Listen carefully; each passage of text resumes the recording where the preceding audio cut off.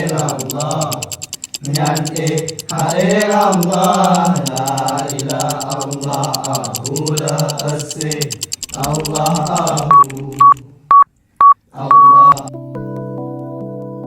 Gayo adalah salah satu suku bangsa yang mendiami dataran tinggi Gayo yang berada di Provinsi Aceh bagian tengah. Berdasarkan sensus 2010, jumlah suku Gayo yang mendiami Provinsi Aceh mencapai 336.856 jiwa. Wilayah tradisional suku Gayo meliputi Kabupaten Aceh Tengah, Kabupaten Bener Meriah, Kabupaten Gayo Lues, dan beberapa sebarannya di Kabupaten Aceh Tenggara. Suku Gayo terbagi dalam 3 kelompok wilayah pemukiman. Yang pertama, Gayo Lut dan Gayo Deret, lalu Gayo Lues dan Gayo Belang, dan yang ketiga, Gayo Kalul dan Gayo Serbajadi. Alasan terbagi 3 kelompok wilayah pemukiman karena letak geografis yang jauh dan tidak tersedianya sarana transportasi penghubung. Kota Takengon ini belasan ribu tahun yang lalu. Karena disinilah bukti peradaban awal nenek moyang kita ditemukan.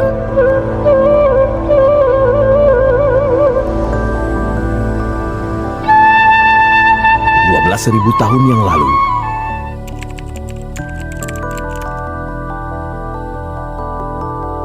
dari 7 unsur kebudayaan yang ada, yang pertama, kita akan membahas mengenai bahasa Gayo. Bahasa Gayo merupakan bahasa Austronesia yang dituturkan oleh masyarakat Gayo. Bahasa Gayo memiliki beberapa dialek, yaitu dialek Gayo Lues, dialek Gayo Alas, dan dialek Gayo Tengah.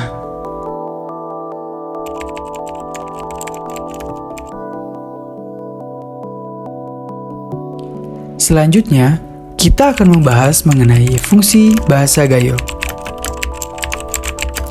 Bahasa Gayo sendiri digunakan untuk komunikasi sehari-hari masyarakat Gayo. Selain itu, juga menjadi sarana mengekspresikan diri untuk masyarakat Gayo dengan lawan bicaranya, juga menjadi sarana pelestarian kebudayaan suku Gayo supaya bahasa Gayo tidak punah. Selain itu, bahasa Gayo juga biasa digunakan dalam berbagai aspek lain di masyarakat Gayo, seperti dalam bidang hukum, adat, juga dalam kesenian suku Gayo. Jadi, secara keseluruhan, bahasa Gayo merupakan bahasa yang dilakukan untuk berinteraksi sesama masyarakat Gayo.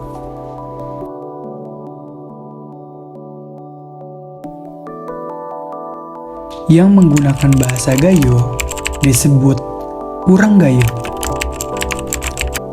Sedangkan yang mendiami wilayah Gayo disebut Tanoh Gayo. Jadi, secara keseluruhan, kegunaan bahasa Gayo yang pertama merupakan sebagai alat komunikasi, yang kedua sebagai bahasa pengantar terutama pada periode awal penyebaran Islam dan dalam dunia pendidikan, dan yang ketiga sebagai identitas suku Gayo yang juga seperti suku-suku lainnya, di mana bahasa merupakan sebuah identitas suatu suku.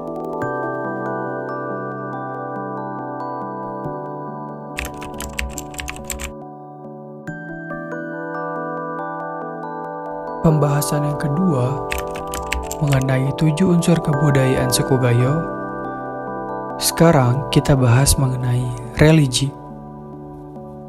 Masyarakat Gayo menganut sistem kepercayaan yang disebut dengan Aluk Gayo. Aluk Gayo merupakan sistem kepercayaan asli masyarakat Gayo yang bersumber dari alam. Aluk Gayo sendiri mengajarkan masyarakat Gayo untuk hidup selaras dengan alam dan sesama manusia. Aluk Gayo sesuai dengan kepercayaan oleh suku Gayo memiliki beberapa ajaran utama seperti menjaga kelestarian alam, hidup harmonis dengan sesama manusia, dan yang terakhir, menjaga keseimbangan antara kehidupan duniawi dan spiritual. Sesuai dengan ajaran Aluk Gayo yang diikuti oleh suku Gayo pada saat itu, tercermin dalam berbagai aspek kehidupan masyarakat Gayo, di mana aspek kehidupan masyarakat Gayo sama seperti dalam bidang pertanian, peternakan, dan juga pengobatan tradisional. Namun, seiring berjalannya waktu, Islam masuk Aceh di abad ke-8 melalui kerajaan Lingga oleh ulama kerajaan Perlak, dan saat ini mayoritas penduduk Gayo beragama Islam. Setelah membahas mengenai sistem bahasa suku Gayo, juga membahas mengenai religi yang digunakan oleh suku Gayo, sekarang kita akan membahas mengenai mata pencaharian suku Gayo.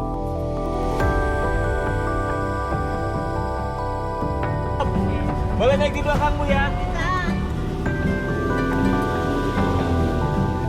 Ya, Tanoh Gayo. Sebagai penikmat kopi, ini adalah perjalanan yang telah lama saya nantikan. Mencari tahu bagaimana kopi dapat memengaruhi tradisi serta budaya masyarakat Gayo, sehingga mereka dapat melahirkan kopi-kopi terbaik dunia. Untuk Pembahasan kali ini tentang mata pencaharian yang pasti mayoritas masyarakat Gayo bermata pencaharian sebagai petani kopi. Karena di Gayo memiliki kopi khas yaitu kopi Gayo. Kopi merupakan komoditas pertanian yang paling penting bagi masyarakat Gayo. Kopi juga sangat terkenal dengan kualitas yang tinggi dengan nama kopi Gayo.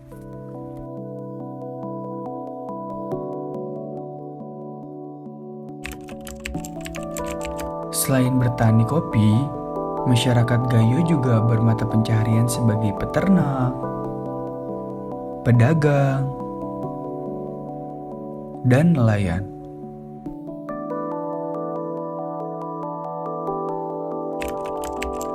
Para petani kopi Gayo memiliki pengetahuan dan keterampilan yang tinggi dalam mengolah tanaman kopi.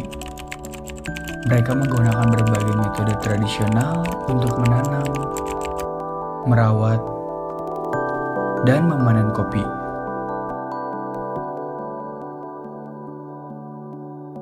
Ya, memang kopi sudah menjadi sumber penghidupan ya bagi masyarakat di Gayo sejak lama, maksudnya sebelum Indonesia merdeka konon ceritanya gitu ya. Karena kopi Arabica ini memang dibawa oleh Belanda gitu. ya.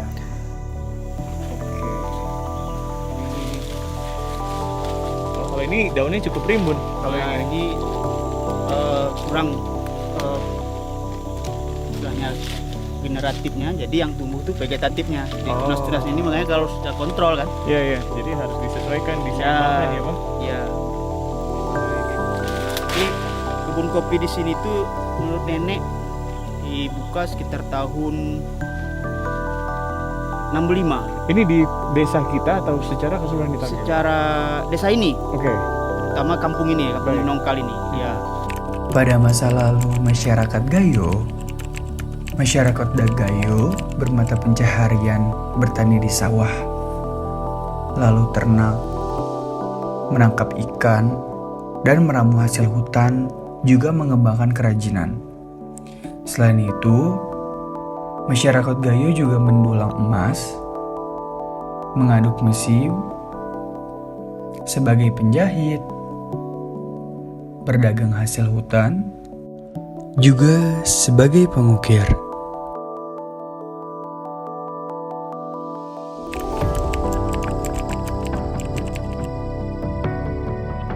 Yang keempat, membahas mengenai sistem pengetahuan suku Gayo.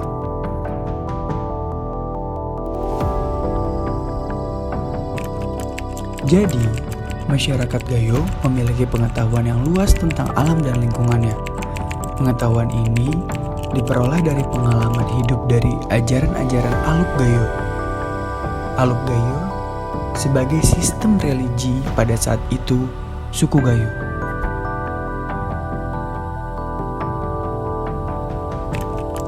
Pengetahuan masyarakat Gayo juga meliputi pengetahuan tentang pertanian, peternakan, perikanan, pengobatan tradisional, dan lain-lain.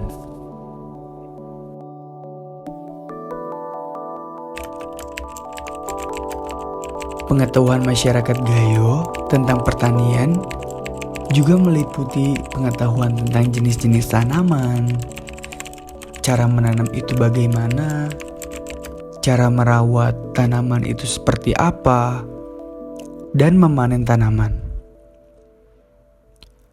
Pengetahuan masyarakat Gayo tentang peternakan misalnya meliputi pengetahuan tentang jenis-jenis ternak, cara melihara, dan juga mengolah hasil ternak itu sendiri yang sudah diternakan.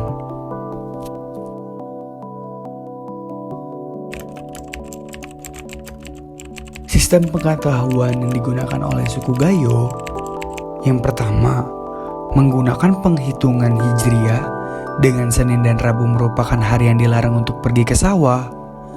Lalu sistem berburu yang menggunakan pawang, juga mengembiri kambing dengan tujuan lebih gemuk.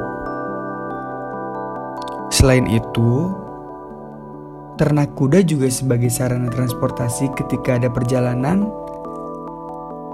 ketika dalam sistem Jawa yang terlalu jauh.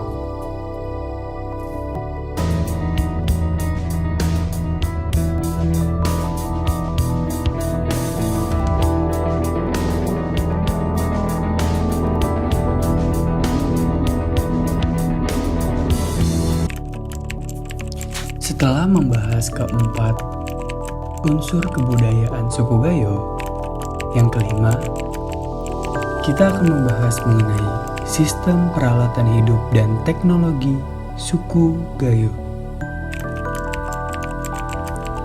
Masyarakat Gayo sendiri memiliki sistem peralatan hidup dan teknologi yang mencerminkan gaya hidup agraris dan budaya tradisional.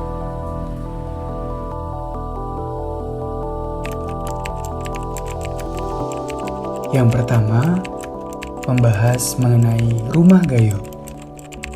Rumah Gayo sendiri terbuat dari kayu dan atap berbahan ijuk daun kelapa dengan desain 3 tingkat. Yang kedua, membahas mengenai pakaian adat. Pakaian adat suku Gayo dibagi menjadi 2, yaitu baju pria dan baju wanita. Yang pertama, baju ule balang merupakan baju pria dengan kain tenunan dan motif-motif khas, dominan warna merah dan ungu, dipadukan dengan celana panjang dan sokok tradisional. Dan yang kedua, merupakan baju wanita dari suku Gayo, merupakan atasan panjang menutupi tubuh hingga lutut atau lebih rendah. Motif etnis dan payet, kain panjang yang disebut sada, yang juga dibungkus di pinggang hingga jatuh ke bawah.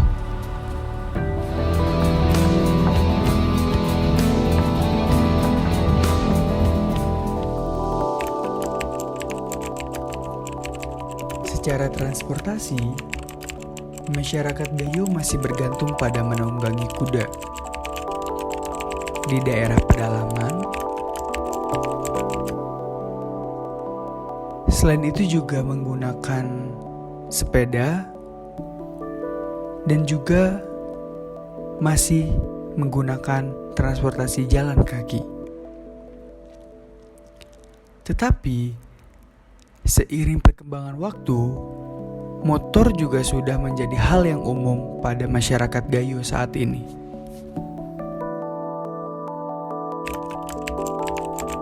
Membahas mengenai sudut pandang peralatan sehari-hari dari suku Gayo, dari pertanian, masih menggunakan cangkul, garu, dan lesung untuk menumbuk padi.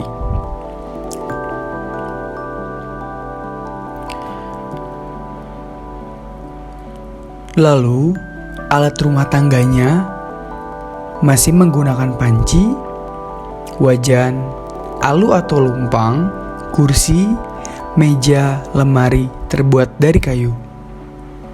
Hal itu serupa dengan teknologi pada saat ini juga.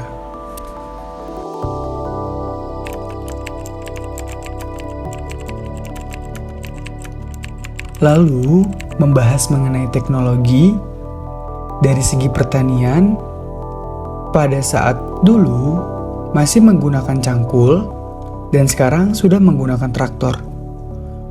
Dari segi penerangan, menggunakan lampu minyak tanah, lampu minyak kelapa atau obor, itu dilakukan pada zaman dulu, dan untuk sekarang sudah memakai lampu listrik. Dari segi komunikasi, zaman dahulu masih menggunakan tatap muka atau surat, dan sekarang sudah menggunakan handphone atau smartphone yang kita pakai. 7 unsur kebudayaan sudah terbahas sampai dengan sekarang, yaitu yang ke-6 mengenai sistem kekerabatan dan organisasi sosial. Sistem kekerabatan suku Gayo menggunakan sistem patrilineal, yang berarti Peter itu ayah dan linea itu garis. Jadi, sistem kekerabatan yang menarik garis keturunan dari pihak laki-laki yaitu ayah. Selanjutnya, membahas mengenai pernikahan atau perkawinan yang biasa digunakan oleh suku Gayo. Suku Gayo biasanya menggunakan sistem kerja angkap. Alasan terjadinya yaitu satu keluarga punya anak perempuan tunggal dan tidak mau berpindah ke pihak-pihak lain atau ke klan lain. Alasan kedua, karena ada pemuda pendatang yang akhlaknya baik, menikah dan tidak usah memberi mahar. Perkawinan ini juga dibagi menjadi 3. Ada angkap nasab, ada angkap biasa, dan angkap sentaran. Ada beberapa aturan yang harus diikuti setelah menikah oleh suku Gayo. Yang pertama, diangkap atau dipungut oleh keluarga istri. Lalu yang kedua, suami sebagai tulang punggung keluarga, inti dan keluarga istri. Lalu yang ketiga, suami istri tidak boleh memisahkan dari keluarga istri, jadi diberi lahan untuk bekerja berupa kebun atau sawah. Selain itu, aturan lainnya merupakan jika sudah meninggal mertua, maka suami bertanggung jawab dan berhak memakai warisannya, kecuali sawah dan lahan yang diberikan pada saat menikah. Suku Gayo dalam perkawinan terus berkembang secara terus-menerus. Yang pertama, Gayo itu menganut asas keseimbangan. Jadi, dari suatu perkawinan tidak akan merugikan sebelah pihak. Bahkan, dalam perkawinan tersebut bukan hanya suami dan istri yang bersatu, namun menyatukan kedua belah pihak. Kedua belah pihak di sini merupakan sebuah keluarga yang disatukan. Tetapi pada tahun 1960, sistem perkawinan tersebut terjadi pergeseran menjadi kerje kuso atau bilateral yang tertuang pada Undang-Undang Nomor 1 tahun 1974. Hingga pada perkembangan zaman, kedudukan perempuan dan laki-laki sudah disejajarkan, tidak lagi dibeda-bedakan. Bapak-bapak, ibu-ibu yang kami hormati, saat ini kedua mempelai telah hadir di tempat upacara adat Kamar Delem.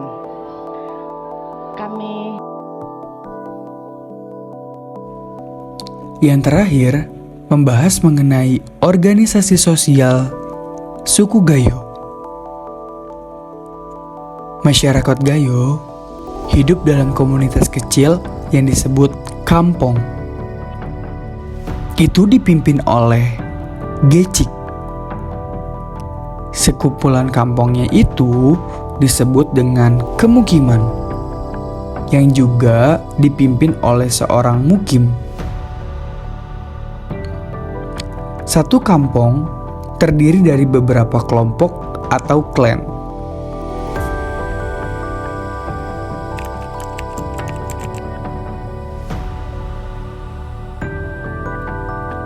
Pembahasan terakhir mengenai kesenian suku Gayo.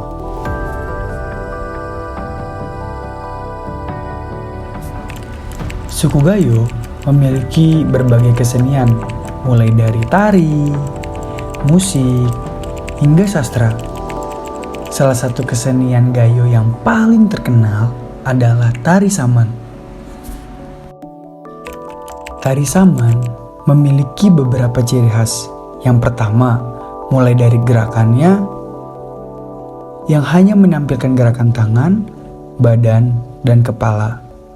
Para penari duduk dan menggoyangkan badan ke kiri ke kanan saat syair lagu dinyanyikan.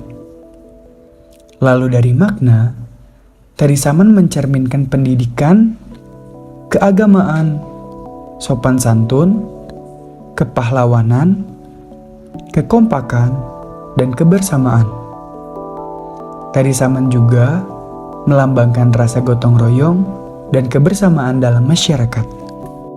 Lalu, dari segi alat musik, sangat menarik bahwa tari saman sebetulnya tidak menggunakan alat musik sebagai pengiringnya.